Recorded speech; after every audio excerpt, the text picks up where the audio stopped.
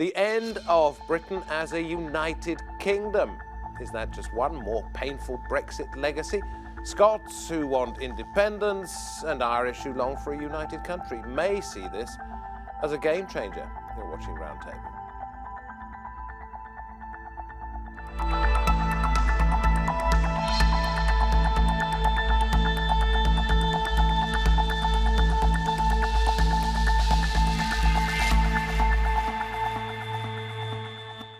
Hello from me, David Foster. Brexit was supposed to be the opportunity to make Britain stronger, but is another divorce on the horizon? Fast forward from the year 1707 and the Act of Union to 2018 and an act of self-destruction in the eyes of those who see the UK as anything but united.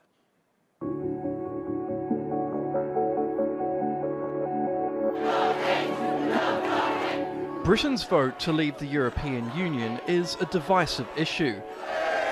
It's a decision that was made democratically by referendum in 2016. But not all of the entities that make up the United Kingdom voted to leave, and there's growing sentiment that some are being dragged into a future they don't want. Will Brexit lead to the breakup of the UK? 2016's EU referendum was carried out by the whole of the UK, but the results highlighted a split. England and Wales voted to leave. Scotland and Northern Ireland voted to remain. While the results within each of them are also divided, none of them are as conclusive as Scotland. Only 38% of voters there wanted to leave. And it's now fueling a fresh movement for independence. Our future is not in our own hands. Scotland's future is in Westminster's hands, and the only solution to that is to become an independent country. Theresa May's government has been accused of being too England-centric in Brexit negotiations, despite her outward support for the preservation of the Union. But even in Northern Ireland, debate over its border with the Republic of Ireland is proving to be a sticking point. Both the UK and EU want to avoid a hard border, but can't agree on how. It could become the only land border between the UK and EU after Brexit. We will be leaving the European Union together. I'm very clear there should be no hard border between Northern Ireland and Ireland, but as we've put forward proposals, we can deliver on that and maintain the integrity of our union. Northern Ireland's DUP party has rejected any special consideration that would separate it from the rest of the UK, like a continuation of the single market and customs union. Scotland too has signalled it would demand the same exemptions if granted to Northern Ireland. The United Kingdom is one of the world's most successful and enduring unions.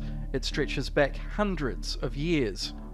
But could Brexit be the trigger to cause it to implode and spell the end of Great Britain as we know it? I'm very pleased to say that joining me at the round table we have Chris Curtis, Politics Research Executive at YouGov. Ellie Green is here, Head of Engagement at the Henry Jackson Society. Thomas Hennessey with us, Professor of Modern British and Irish History, and Alan Sked, founder of Ukip and Professor Emeritus of International History at the London School of Economics. Thank you very, very much indeed. We'll get on to Ukip and its role in this, Alan, if we may, in just a moment. But Thomas, let me ask you, or indeed any of you can contribute to this one.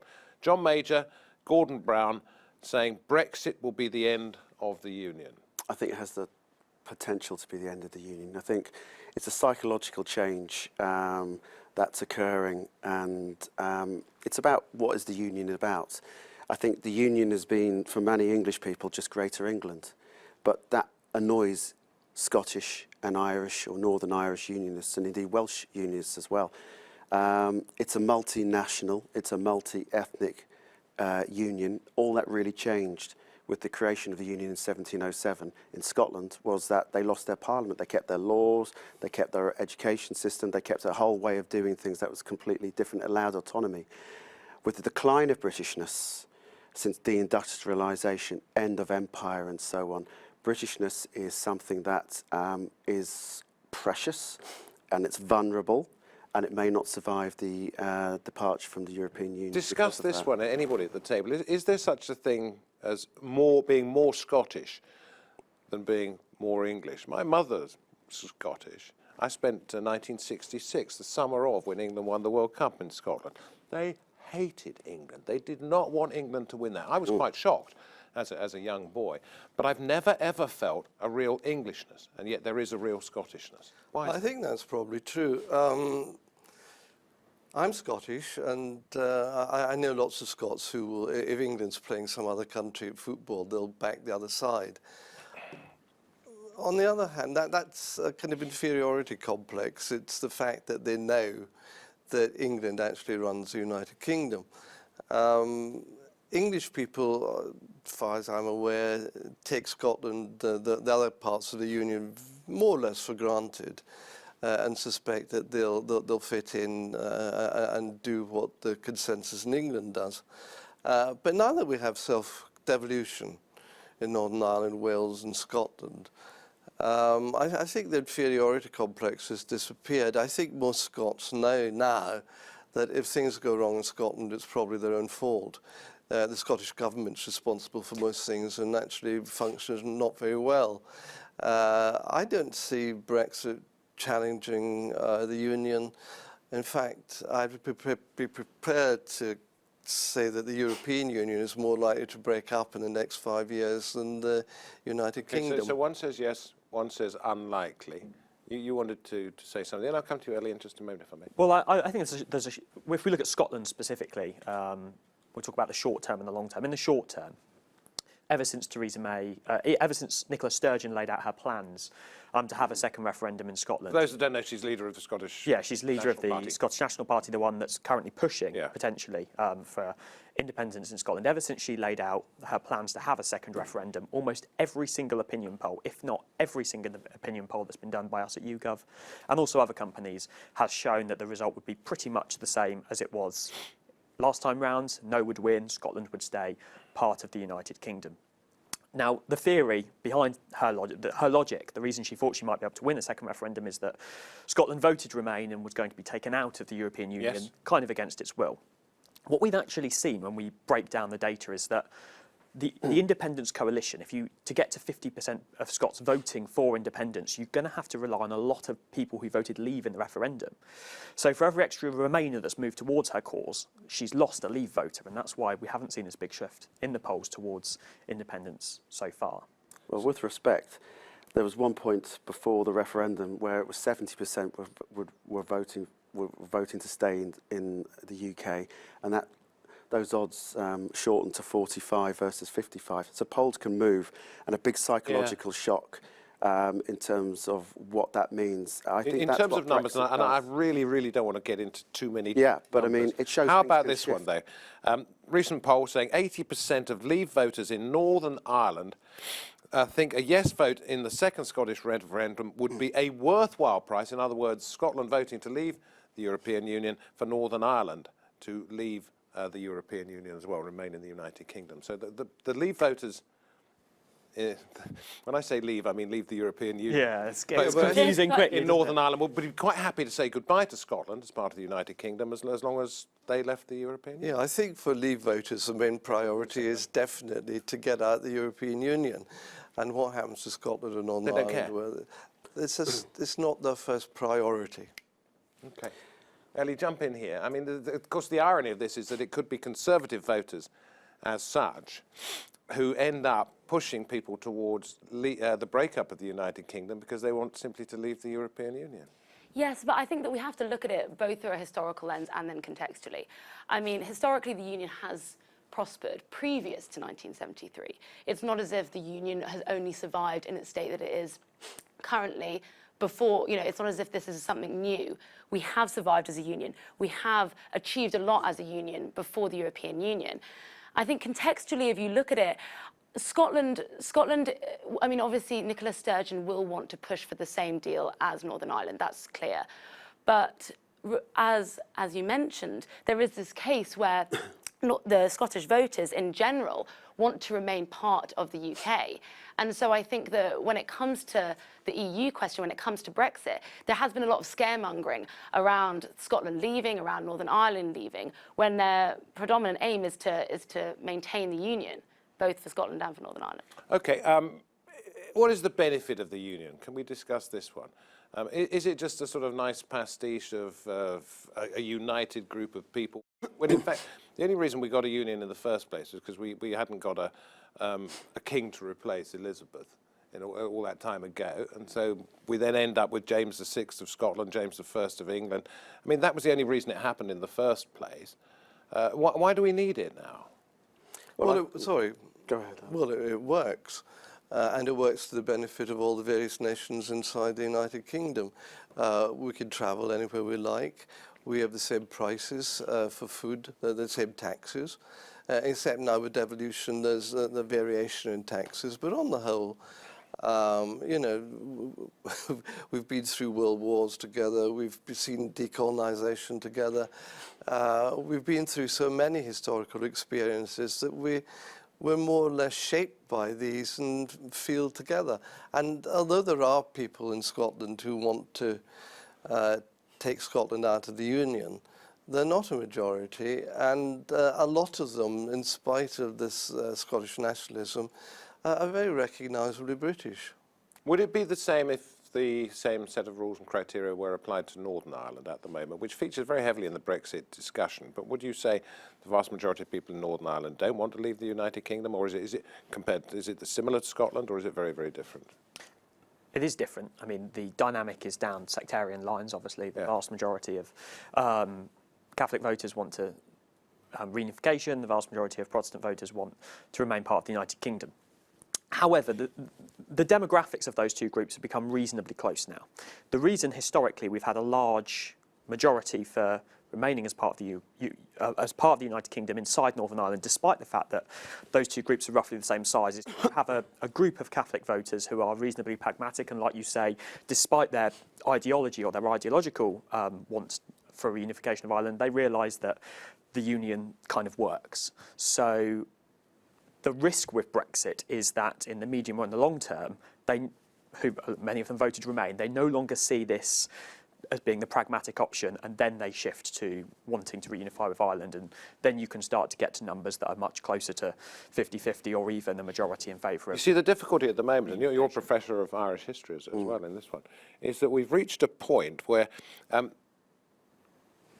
if we leave the European Union, there is a problem with the border, we know, at the moment, because Northern Ireland says it doesn't want a hard border, neither does Ireland itself. There could be, in a sense, a different set of rules for Northern Ireland than there is for the rest of the United Kingdom. You don't believe that's going to happen? No, because if she tries that, she'll lose a majority in Parliament. Yes, I know. And then we'll have a new election, but we'll end up with exactly the same thing, or no deal at all. Or perhaps no deal at all. But the House of Commons will not vote for a situation in which Northern Ireland is governed by different rules from Brussels than from the rest of the UK. It's not going to fly. Well, first of all, I'm not quite so sure on that in the phrase national interest. Might, if that's the option between a no deal and some sort of deal at the expense of Northern Ireland's position, that may happen. There might be a way of conjuring up a majority in the House of Commons. But the fundamental point about Northern Ireland is, with the Good Friday Agreement and de-escalation and the removal of physical elements, security apparatus on the border, you could be an Irish nationalist, want a united Ireland at some point in the future, but you know what? It doesn't matter because the border was invisible. If you bring back a hard border, then it's visible. It changes everything. And with power sharing in Northern Ireland, Catholics or nationalists felt for the first time that they, rightly or wrongly, were second-class citizens before, and that was gone. All of this brings it all the way back into their consciousness. And the other thing is, the Republic of Ireland has changed. If you look at the Republic, if you're a soft nationalist, in inverted commas, or you're a soft liberal unionist, that with the repeal of, you have a Taoiseach, a prime minister in the Republic, who's gay, who you have same-sex marriage, you have... no, it's not the country it was. No, so it's not the old confessional theocratic state that it used to be. So the Republic seems has more in common socially with Great Britain than Northern Ireland does. And if the economic consequences of Brexit are particularly bad for Northern Ireland, and the government's own estimates, it'll be hit the hardest, second hardest of any region in the UK, then the conversation changes. Ellie? I think that Remainers sort of stoke fear regarding the hard border, though. I mean, it's hypothetical that there's suddenly going to be violence erupting along the border. We don't know that that's going to happen. I think at this stage, obviously, a hard border is not what anyone wants, not what the DUP wants, not what Great Britain wants. But I think that there's a sort of fear around it that somehow whatever border does have to happen in in Ireland, I don't think it will necessarily mean that there'll suddenly be terrorism and violence along that border. Well, there are dissidents who are eager to take pops at British security forces and police officers along the border. And the Chief Constable of the Police Service in Northern Ireland is opposed to having a return to a hard border for that very reason. And having reported from there during the 1970s and 1980s, yes. I mean, you do not want any kind of physical sign that the two countries are that divided. No, but I think that people, you know, Remainers tend to want to stress this point that any sort of border, whether it's going to be a soft border, whether so you'd be okay with some kind of border? Well, I think have one. Yeah, I think we already have Well, one. it's basically have an invisible border. Yeah. No, We have a line on the map. We do not have a physical border. Oh, yes, you do, because the Garda will pull you up if you've got the wrong kind of petrol, paid at the wrong price, in whichever petrol station on which side of the border. There's no stamp, you're absolutely right about that. But Alan's got this absolutely correct as well. There's a border for VAT, excise, for agriculture. There'll be another border. You can add on tariffs. It shouldn't really make any difference if you do it sensibly. Nobody wants a hard border. The only people that might put up a hard border are the Europeans. Okay, so under what set of circumstances will Brexit lead perhaps to Northern Ireland quitting? Well, for the reasons I outlined, I think there's a psychological change that's happening amongst nationalists who are upset about it. And at the end of the day, as you were saying earlier on, the populations, the sectarian headcount is almost equal. There will be probably a Catholic majority by 2021, and the union depends. And this is what some of the people who are on the unionist side, who are advocating Brexit, don't get. The union with Northern Ireland depends on Catholic consent. Alan, you founded the original UKIP, and by extension the party that it has become has perhaps brought us to this particular point. Did you ever think that it could reach a position whereby people are discussing the breakup of the union, in part because of something that you and your colleagues did? No, and I still don't think it's likely to happen. I think the conversation is happening. The conversation is happening, but it's all part of the Great Scare. We were told at the time of the referendum, if we voted to leave the European Union, there'd be 800,000 unemployed, the GDP would fall by 5%, house prices would fall by 35%. Nothing happened. We carry on just as normal. And after Brexit, you must remember 90% of the UK economy has nothing to do with the EU. It's all the domestic economy or trade with other parts of the world.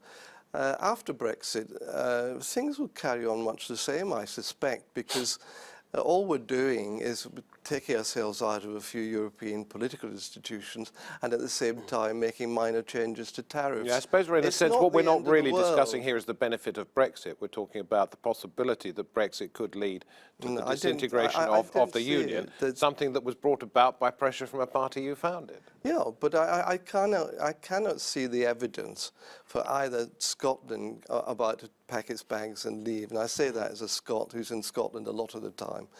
And as for Northern Ireland... It was pretty close last time, though. I mean, 55-45, and at one point during the referendum campaign, there was even, potentially, our polling indicated at one point during the campaign, there was a majority in favour of independence. Or at least more people said they were going to vote for independence than said that they were going to vote against it.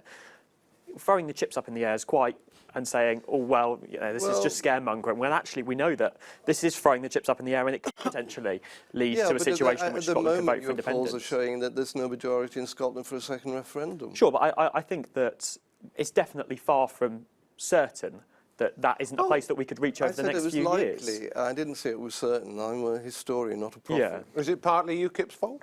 Partly Alan's fault? No, I don't think so. I mean, I think that the issues that are coming up, the issues around trade and the issues around the borders, are something that will, you know, they were always going to become an issue if we chose to leave the EU. I think that people are reclaiming a sense not only of their national identity, but also of the possibilities that Brexit might open the UK up to as a whole, as a union, as a unified United Kingdom. I think that there are a lot of benefits that people can see that, and I think that a lot of the time, you know, in the Westminster bubble, it's not, the voices of the national people aren't heard because they get taken over by these fears that, you know, whether it's about the control that the EU has, really the people that voted for Brexit, they know what they want, and they also want to be part of the union. Conservative people who voted for Brexit, I think it has been said, and I quoted 86% when it came to Northern Ireland, but in England, Conservatives who voted to leave the European Union are far more interested in that happening than keeping the union together. So where does the Henry Jackson Society stand on that one? Well, I mean, we haven't taken an official stance on... You can do it here now. No, we haven't taken an official stance on Brexit as such. I mean, for us and for the Global Britain programme that we have... What about Conservatives? Forget Brexit for the moment. What about the fact that Conservatives are much happier? The Conservative and Unionist Party. The Conservative and Unionist Party. And Unionist Party, of course, yes. There's a delicious irony in that one as well, isn't there? Yeah. So what do you make of the fact that those people who really, really, really want to leave in the Conservative and Unionist Party don't give, well, two thoughts, really, to the union as such? Well, I would say that they should, and that they should care about the union, and they should...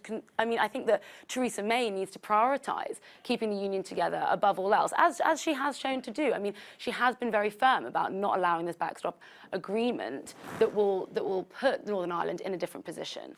You know, she's looking at ways of negotiating around that, and I think that's important to remember. I mean, I think that, you know, the Conservatives who are saying, oh, we're just going to leave regardless of what might happen and regardless of the collapse, that's obviously, that's foolish, but... We all know from our history that an awful lot of Scots went across to Northern Ireland. What about an incentive for them to go back to Scotland? If they want to stay in the Union, then you bring them back to Scotland. And there become more people who want to stay in the Union. They might go to a country in the UK that then wants to leave, so I'm not sure that's quite an option. And but if they did it before the vote, they could swing the vote. Well, perhaps they could, but they're also Northern Irish. They're British, and they feel British in Ireland. Which brings us back to, are we British or are we Northern Irish, yes, English, but at some Scottish? point after 400 years plus being in one territory, I think they have a right to stay. It was just a thought. It's a thought. Well, the Scots would be happy to have them. They're desperate for immigration, and we read the statements of the Scottish government. The Scottish National Party knows that the population in Scotland is diminishing and would open up the floodgates to any kind of immigration, including the Northern Irish. But I don't see why you would want to go to Scotland because an ancestor came from Scotland 400 years ago. You're not the same person. So the general feeling is it's not going to happen in the near future. A lot of you think it's never going to happen at all. But what will make it a possibility, the breaking up of the union? Because you're the only one, I think, who's actually sort of said like, you think it's probably going to happen. I think Brexit. Brexit will... So what set of circumstances following Brexit? The economic circumstances, which I fundamentally disagree to the points made that nothing's going to change. Things will change. Whether it's a deal or no deal, we will be poorer after Brexit economically. And we're a country that's a service industry. It's not part of the Chequers Agreement that Mrs May's been trying to put together or anything like it. So that's a factor. And I think the psychological change, and I'll tell you, in June, before the referendum, I didn't feel European at all. I just didn't. The day after, I felt a European. And the reason was, and I think this is, and and the reason was I felt something was being taken away from me. That was latent, that I'd come to accept. It's still part of Europe, though. Geographically, yeah, that's unlikely to change in the short term, or unless there's another ice age or something. But politically, I think that's what's underestimated here by people. That's the psychological And that, change. in what way, is going to make the Union of the United Kingdom break up? In what way? What's going to have to happen? What should we watch out for? And this is probably the last thing we've got to say on the programme. In Northern Ireland, again, it's watching the polls and so forth. I think that's changing. Anecdotally, you get a sense of it in the north, and I expect the same thing in Scotland. OK, is it something you'll be keeping your eyes out for? Definitely, and I think the biggest risk is the numbers that you quoted earlier and the fact that English people don't see this as a top priority and the problems that could create inside this current negotiation. Yeah. Ellie, final word? And then Alan, yeah. Yeah, I think the final point is that it does not, Brexit does not necessitate a breakup of the union, and I think that we need to move away from the argument that suddenly everything will crumble. Okay. Well, obviously I'm an optimist because I think Brexit will be a success, that the economy will benefit, that the standard of living will go up. And I think all these scare stories are just that, scare stories. And I think once we've got over the hiccup of Brexit after a few months, things will go back to normal. Snort of derision from my left. As many opinions in this country, Great Britain, as there are people, I would think, probably around about 60 million different opinions. We've had just the 4 of them on the programme today. From me, David Foster, from my guests at the round table, we've been talking about the Union of the United Kingdom. Will it last? Thank you for watching. Bye-bye.